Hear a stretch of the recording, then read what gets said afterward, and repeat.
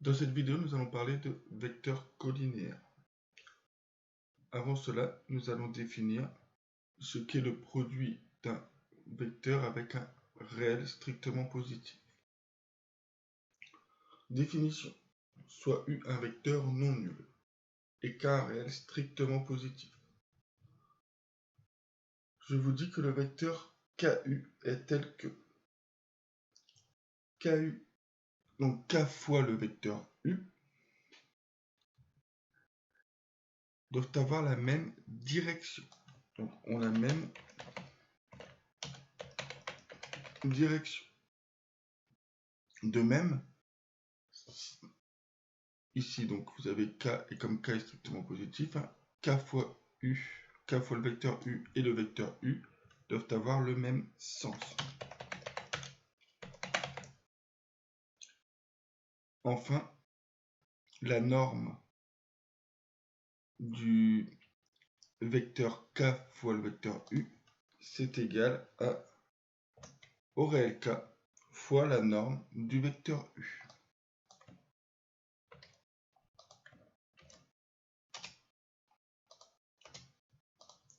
Je vais multiplier ce vecteur par n'importe quel réel strictement positif. On me dit que je dois avoir la même direction. Donc la même direction, on a une notion de parallélisme des droites.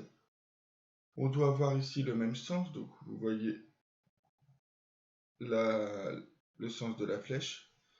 Et ensuite, on vous dit que la norme du vecteur que je suis en train de construire doit être égale à K fois la norme du vecteur U. Donc imaginons que je veux multiplier le vecteur U par 2. Et bien je vais faire 2 fois ce déplacement-là. Donc je vais faire à peu près une fois ici ce déplacement-là et 2 fois ici le déplacement-là. Alors là, le but n'est pas d'être ultra précis, c'est de visualiser. Donc on va dire qu'ici, les deux vecteurs ont la même direction, ont le même sens, et on va dire que j'ai bien pris deux fois la norme de U. Donc ici, vous allez avoir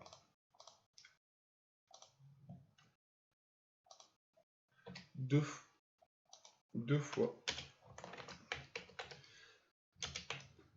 le vecteur U. De la même manière, si on veut multiplier par 3, par 4, par même, comme c'est un réel par des nombres à virgule, vous faites la même chose. Je vous rappelle que un vecteur n'est rien d'autre qu'un déplacement. Donc, je peux aussi décider, bon, donc là on voit bien que vous n'avez pas réellement la même direction, voilà. Donc ce vecteur de U, il est là, mais il peut être là, il peut être là, il peut être là, il peut être là, etc. Ce n'est rien d'autre qu'un déplacement, j'insiste. Voilà pour la partie où je prends K fois le vecteur U. Maintenant, imaginons, donc K est toujours un réel strictement positif, que je fasse moins K fois le vecteur U. Et bien moins K fois le vecteur U et U doivent encore une fois avoir la même direction. Par contre, comme on a le signe moins qui apparaît, on va avoir donc ont des sens opposés. Et la norme de moins K fois le vecteur U, c'est égal donc à K fois encore le vecteur U. Donc une norme, de toute façon, est forcément un nombre qui est positif. Donc on va illustrer, je vais illustrer mon propos. Vecteur U, je veux faire moins 3 fois le vecteur U par exemple. Alors du coup, je vais prendre ça. Donc si je veux faire moins 3 fois le vecteur U, déjà je prends la même direction. Ensuite je prends des sens opposés, vous voyez bien le sens de la flèche. Et si je veux faire moins 3 fois ce vecteur U, donc je vais le faire ici une fois, à peu près 2, et à peu près 3. J'insiste, je suis sur du à peu près. Puisque là, il n'est pas de carreau, hein, donc pour compter, ça sera plus compliqué pour moi. Et donc là, vous avez moins 3 fois le vecteur U. Moins 3.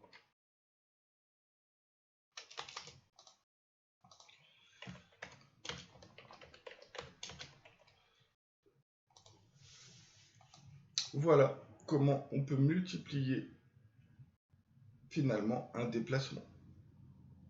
Donc comment on multiplie un vecteur par n'importe quel réel. Maintenant, propriété.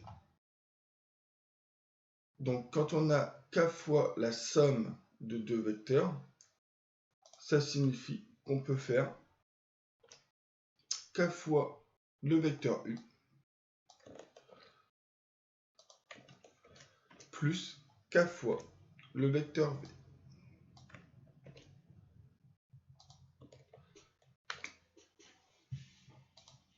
Donc vous pouvez vous en convaincre en faisant des exemples, même si ça ne donne à aucun moment une preuve de la propriété. Ça permet déjà de visualiser cette propriété. Ensuite, k plus k', facteur du vecteur U. Donc vous prenez là k et k', des réels strictement positifs. Ça fait k fois le vecteur U. Je vais le prendre là. Donc vous avez k fois le vecteur U plus k fois plus k' fois le vecteur U. Alors je vous dis en fait que k et k' là sont des réels strictement positifs. En fait, que les réels soient strictement positifs ou strictement négatifs, ou même de simples réels, ne va rien changer dans cette propriété-là. Pourquoi là j'ai voulu que k était strictement positif? Pour bien séparer les deux cas ici. Ici, ça me permet vraiment d'avoir finalement cette quantité-là qui est positive, et là, cette quantité-là qui est négative. Donc pour faire le cas où on multiplie par un réel positif et le cas où on multiplie finalement par un réel négatif. Mais ici, un k et k' peuvent être des réels. De la même manière, ici, k, donc le réel k fois, entre parenthèses, le réel k' fois le vecteur U, ça revient à faire k fois k', k fois k', tout ça fois le vecteur U.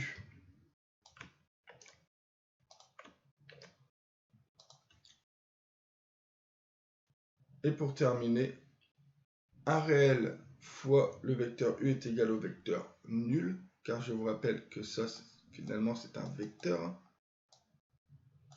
Donc ça, c'est égal au vecteur nul si et seulement si le réel k est égal à 0 ou que le vecteur U est égal au vecteur nul. Donc, attention de bien différencier ce que sont des vecteurs et ce que sont des réels. Ici, k est un réel. Donc vous allez avoir ce vecteur-là qui est égal au vecteur nul, si seulement si le réel devant est égal à 0, ou si le vecteur U était au départ le vecteur nul. Définition numéro 2. Si vous avez le vecteur U de coordonnées x, y, un point dans un repère et k un réel, le vecteur k fois le vecteur U, donc le vecteur K étant un réel fois le vecteur U, est le vecteur de coordonnées. On va prendre finalement les coordonnées du vecteur U et on va multiplier ces coordonnées par le réel K. Finalement, nous obtenons K fois X et K fois Y dans le même repère. Donc, je répète, quand vous avez K fois le vecteur U et que vous avez U de coordonnées X, Y, pour avoir les coordonnées de K fois le vecteur U, vous multipliez X, Y par le réel. Au final, là, je vous rappelle que nous avions, avant de parler de coordonnées, nous avions parlé de base et de repères dans une base. Et pour le définir, finalement, on s'était servi de vecteur KU sans le dire.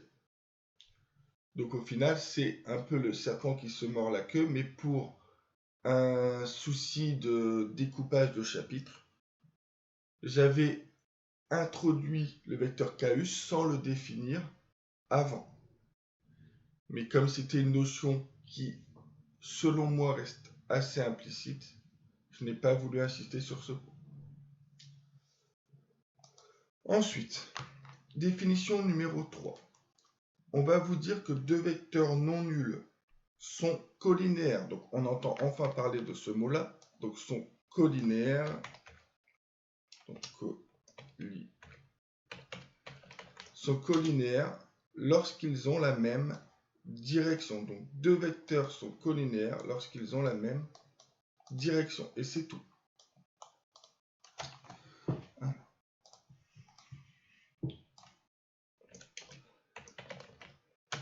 Donc, le sens nous importe peu. Ce qui nous intéresse, c'est vraiment la direction. Ce qui signifie que si nous revenons à ces exemples, le vecteur U et le vecteur -3U sont collinéaires puisqu'ils ont la même direction. Le vecteur U et le vecteur 2U sont collinéaires car ils ont la même direction. Le vecteur 2U et -3U sont collinéaires car ils ont la même direction. En gros, des vecteurs sont collinéaires lorsqu'on a une notion de parallélisme sur les droites qui portent ces vecteurs. Ensuite, deux vecteurs U et V. Deux vecteurs U et V sont dits collinéaires. Donc, on va essayer de faire le lien.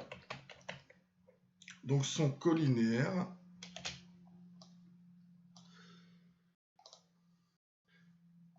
s'il existe un réel K.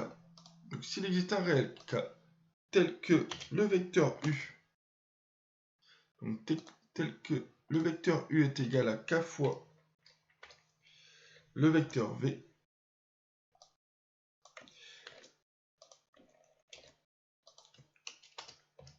ou finalement si V est égal à K fois le vecteur U. Ce qui revient finalement au même. Puisque K est un réel quelconque. Donc nous avons collinéarité, en fait, entre deux vecteurs, si vous avez un coefficient ici de collinéarité qui est finalement un coefficient de proportionnalité. Remarque, le vecteur nul est collinéaire à tout vecteur. Définition numéro 5. On va utiliser un outil, on va définir un outil qui va être très utile dans tout chapitre sur les vecteurs. Donc, qu'est-ce que je vous dis? Je vous dis que si on prend deux vecteurs U et V, dont on connaît les coordonnées, donc xy pour le vecteur U, x', y' pour le vecteur V. Je suis ici, excusez-moi. Le déterminant de U et V, qu'on va noter DET, donc pour déterminant de UV, est défini par la formule suivante. X, Y', moins x', y. Alors, comment on fait ça? Ben, en fait, vous prenez ce x, vous le multipliez par ça, donc vous faites une croix, moins x', y. Mais finalement, x', y, c'est la même chose que y, x', donc vous avez juste à faire une croix, en fait. X fois y', moins y fois x'. Ça doit vous faire penser au produit en croix vu dans un tableau de proportionnalité. Donc x fois y' moins y fois x'. Ainsi, propriété numéro 2, on vous dit que si on prend encore deux vecteurs u et v dont on connaît les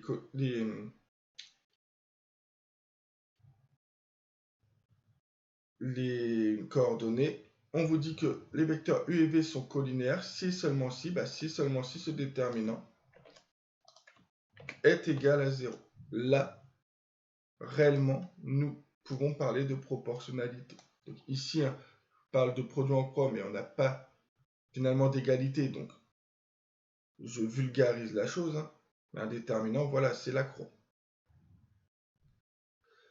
Par contre ici, deux vecteurs sont dits collinéaires vraiment quand on a une notion de proportionnalité, c'est-à-dire x fois y' moins y fois x' égale à 0. Donc si x, y' égale x', y. Donc on peut le voir comme, c'est-à-dire quand vous avez x, y' qui est égal à x', y. Donc là, c'est réellement le produit en croix qu'on a en proportionnalité. On pourrait très bien faire la preuve de cette propriété, mais je la réserve en cours. Application numéro 1. Vous avez trois vecteurs différents. On vous demande si U et V sont collinéaires, et de même pour U et W. Alors, pour ce faire, je vais utiliser deux méthodes. Donc, pour ce faire, je vais utiliser deux méthodes. Première méthode,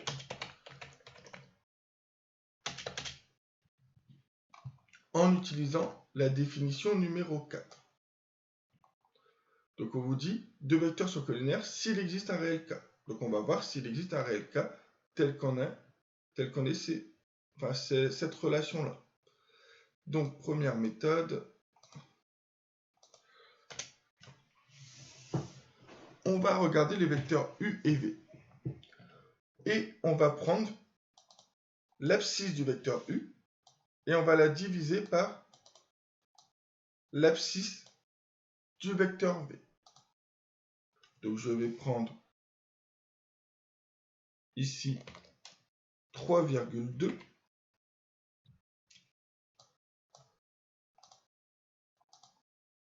divisé par moins 1,6. Je peux, puisque je ne divise pas par un nombre nul. Alors ici, vous avez déjà un résultat qui est négatif, décidément. Et le lien entre 3,2 et 1,6, vous avez moins 2. Donc vous avez ici, le résultat c'est moins 2, puisque 1,6 c'est 2 fois 3,2. Je vais faire la même chose en partant des ordonnées. Donc je vais faire la même chose en partant des ordonnées. Vous avez moins 0,5 sur 0,25. Alors, je vais mettre le moins ici. Donc le résultat, encore une fois, est négatif. Et vous savez que 0,25, c'est... Enfin, quand vous le multipliez par 2, ça fait 0,5. Donc vous avez encore moins 2. Vous venez bien de trouver un réel. Donc un réel qui est ici moins 2. Tel que, donc ainsi, vous pouvez dire que le vecteur U,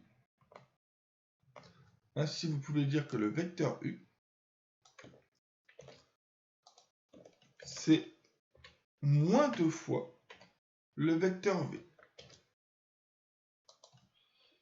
J'espère que tout le monde voit le lien entre le vecteur U et le vecteur V. Vous venez de trouver cette relation. Donc, vous pouvez dire que les vecteurs U et V sont collinaires. Donc voilà pour la première méthode. On va faire la même méthode pour U et W. Donc on va faire la même méthode pour U et W. Donc pour U et W, je vais faire 3,2 divisé par 6,4. Donc 3,2 divisé par 6,4. Le résultat est positif et nous avons un rapport de 1 sur 2. Ensuite, nous allons faire moins 0,5 sur 1. Nous voyons ici que moins 0,5 sur 1, le résultat est négatif, ce qui fait moins 0,5, c'est-à-dire moins 1,5. Et là,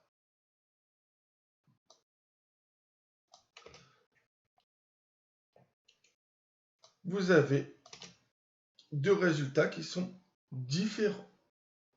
Vous avez ici deux résultats qui sont différents. Donc moins 1,5, c'est différent de 1,5. Donc vous allez dire, ainsi U et W ne sont pas collinaires. Ne sont pas collinaires puisqu'on n'a pas trouvé de réel faisant un lien entre U et W ou W et U. Alors, je vais commenter un petit peu cette méthode. J'ai fait ici l'abscisse de U sur l'abscisse de V, puis l'ordonnée de U sur l'ordonnée de V. Vous pouvez bien évidemment faire l'abscisse du vecteur V sur l'abscisse du vecteur U. Et vous pouvez faire l'ordonnée du vecteur V sur l'ordonnée du vecteur U. Si vous faites cela, cette fois, ça va vous donner le vecteur V. Enfin, s'il y a collinarité, ça va vous donner une relation du type V égale K fois U. Attention, cette méthode, faites-la, vous pouvez la faire uniquement si à un moment donné, si vous ne divisez à aucun moment par 0. Donc faites attention s'il y a un 0 dans les coordonnées du vecteur. Il faudra bien faire le bon sens. Alors ça, donc, on vient de faire la première méthode. Je vais maintenant faire une deuxième méthode en utilisant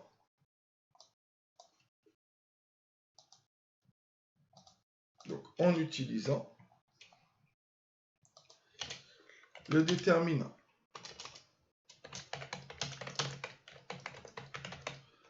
Donc avec le déterminant, on vous dit que deux vecteurs sont collinaires si seulement si le produit en croix est nul.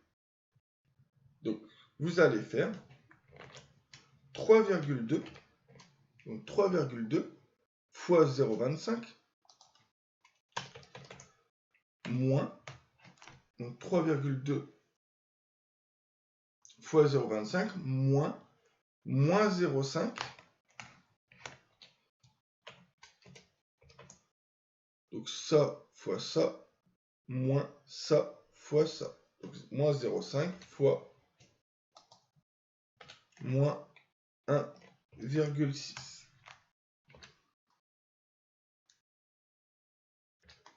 Vous faites les calculs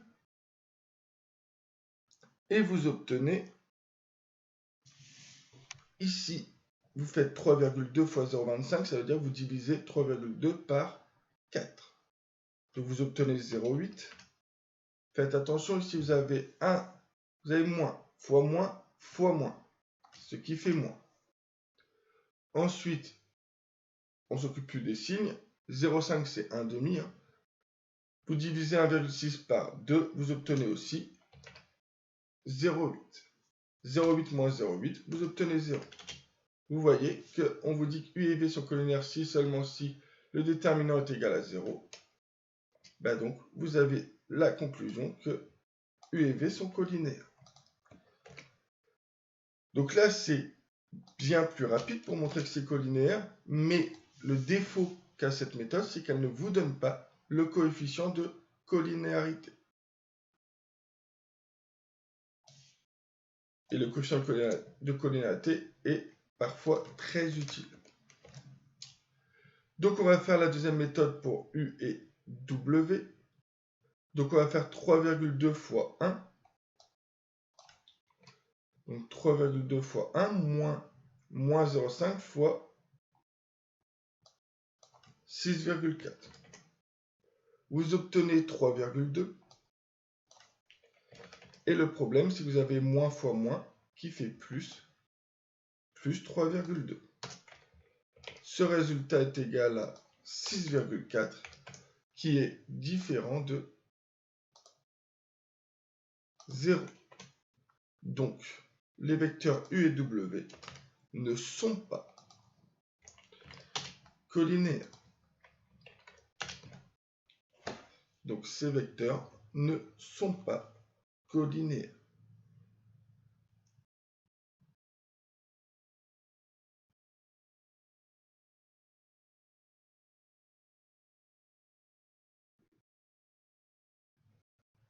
On continue. Je vous redonne en rappel, finalement, ce qui avait été défini alors que nous n'avions pas la connaissance sur ce qu'était k fois un vecteur. Donc on se place dans un repère OIJ, donc IJ étant une base du plan. M a pour coordonnées x, y. Donc vous voyez que moi les coordonnées de points je les mets en ligne. Dans un repère OIJ signifie que le vecteur OM,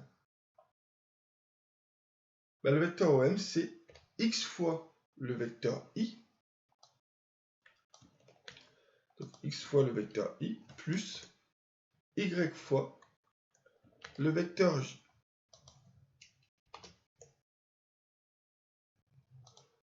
Et de la même manière, si U a pour coordonnées x, y, donc si le vecteur U a pour coordonnées x, y dans le repère OIJ, ça signifie que le vecteur U a aussi pour coordonnées x fois le vecteur I plus y fois le vecteur J. Donc voilà, alors regardez bien ici que là on part de l'origine du repère. Donc application numéro 2.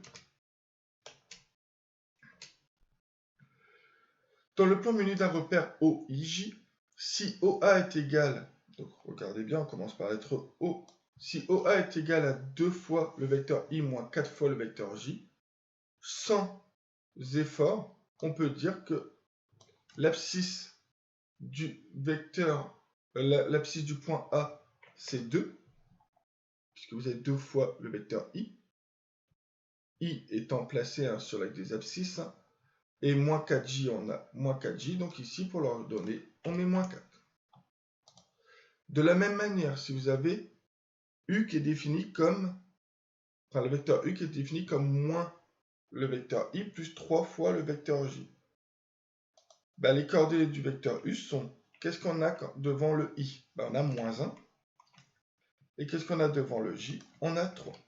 Donc faites attention, quand vous avez un vecteur qui a pour égalité une somme de vecteurs de base, regardez bien si on commence bien par I puis par J, sinon vous vous adaptez. Maintenant, si les coordonnées de B sont B de coordonnées moins de 5, alors on a la relation vectorielle suivante. Vous pouvez dire que le vecteur OB, donc vous pouvez dire que le vecteur OB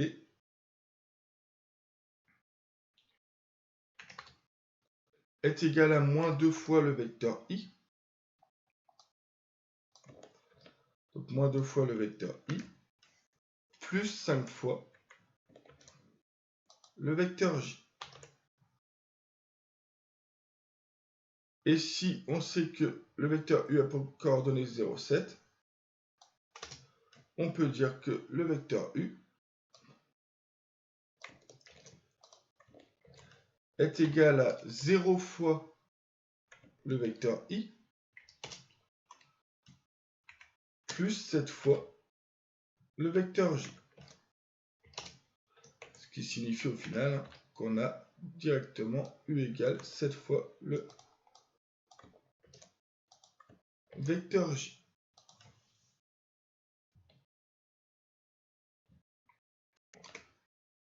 Donc maintenant, si on veut illustrer ça avec un graphique, on vous dit que OA, c'est égal à 2 fois le vecteur i. Donc j'ai le vecteur i ici. Donc je vais faire 2 fois le vecteur i, je suis là, moins 4 fois le vecteur j. Le vecteur j étant ça, quand je vais faire moins 4, je vais aller vers le bas. Donc moins 1, moins 2, moins 3, moins 4. Et j'ai le point A qui apparaît ici.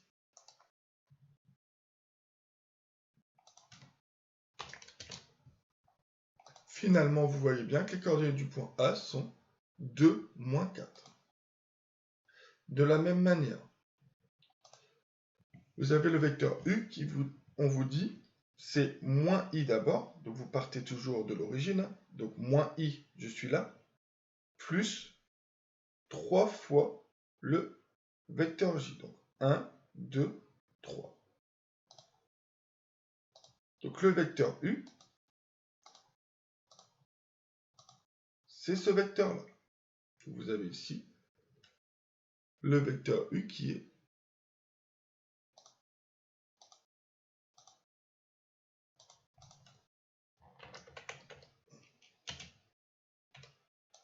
Maintenant, je vous ai dit, on part de l'origine. Mais finalement, un vecteur n'étant rien d'autre qu'un déplacement, le vecteur U n'étant rien d'autre qu'un déplacement, bon là je ne peux pas puisque j'ai fixé par rapport au point O, vous pouvez dire que le vecteur U ici, c'est ce vecteur-là. Donc le vecteur U, vous pouvez dire, par exemple, qu'il est ici aussi. Mais vous pouvez dire qu'il est ici. Vous voyez bien que on fera à chaque fois moins une fois le vecteur I, plus 3 fois le vecteur J. Mais je vous conseille au départ de partir de l'origine pour faire ce genre d'exercice. Ensuite, si les coordonnées de B sont moins 2, 5, donc cette fois on va faire l'exercice contraire, on va placer le point B de coordonnées moins 2, 5, donc il est là. On va nommer B. Vous partez là de l'origine. Vous partez de l'origine. Pour les coordonnées d'un point, vous êtes obligé de partir de l'origine. Pour les coordonnées d'un vecteur, vous n'êtes pas obligé, mais je vous conseille de le faire tout de même. Enfin, pour ce genre d'exercice. Parce que si on doit lire les coordonnées de ce vecteur, vous ne partez pas de l'origine, vous partez de l'origine du vecteur. Qu'on se comprenne bien. Alors, le point B. On part de l'origine et on se dit quel déplacement horizontal dois-je faire? C'est-à-dire, par combien je multiplie le vecteur i? Par moins 1, moins 2.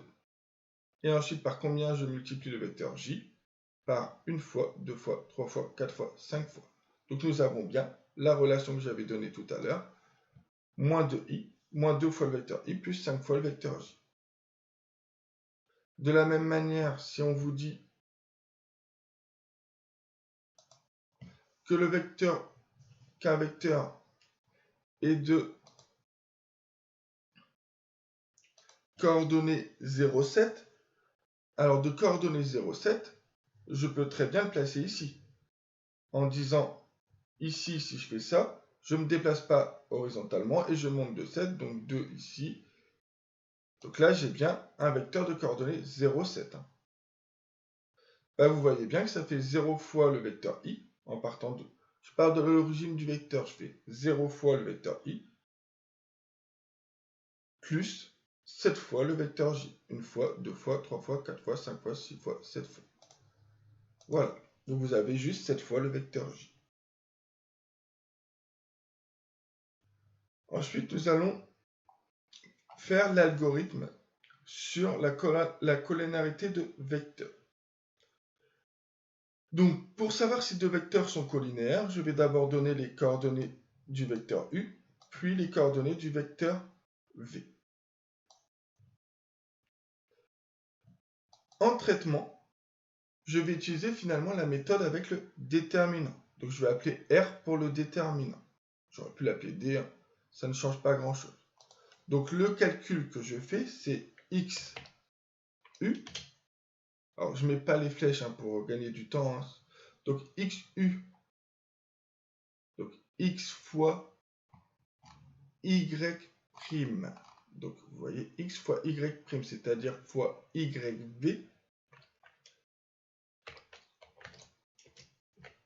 moins xv foisyu. Donc ça, c'est le déterminant, c'est le fameux xy' moins x'y. Donc, pour savoir si deux vecteurs sont collinaires, on va utiliser le si.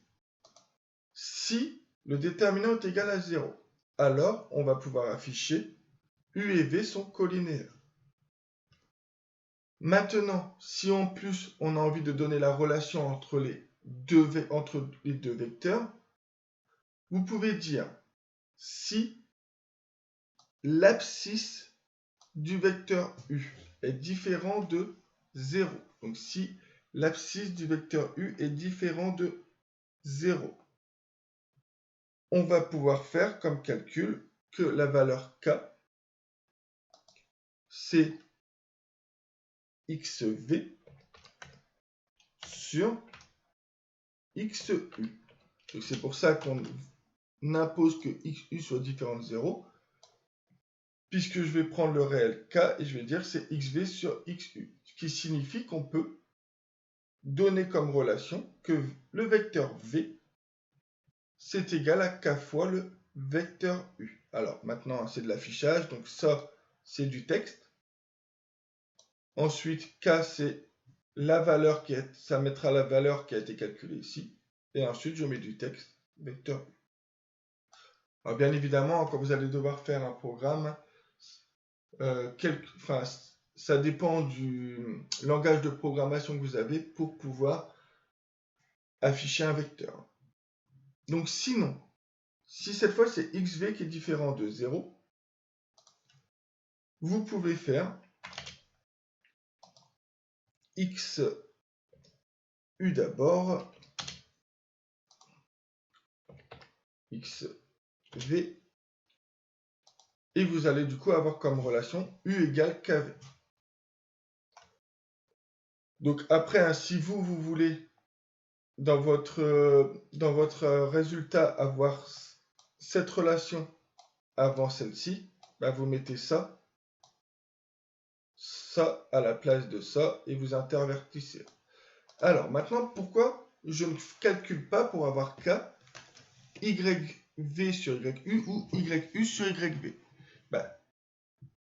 Parce que ici, comme on a déjà dit que u et v sont collinéaires, on sait forcément qu'il existe un réel k tel qu'on est les relations. Donc k, je peux l'obtenir en faisant seulement le quotient des abscisses.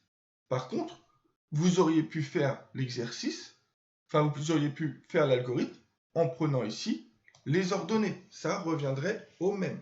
Mais vous n'êtes pas obligé de calculer le quotient des abscisses et le quotient des ordonnées. Ça n'a aucun intérêt puisqu'on sait que les vecteurs sont collinaires, donc on a un rapport de collinarité. Maintenant, sinon, donc attention là, le sinon correspond à ceci là. Sinon, vous pouvez directement dire que les vecteurs u et v ne sont pas collinaires. C'est ainsi que s'achève cette vidéo sur l'introduction des vecteurs collinaires. Dans la prochaine vidéo, nous verrons les applications qu'on peut faire avec des vecteurs collinaires.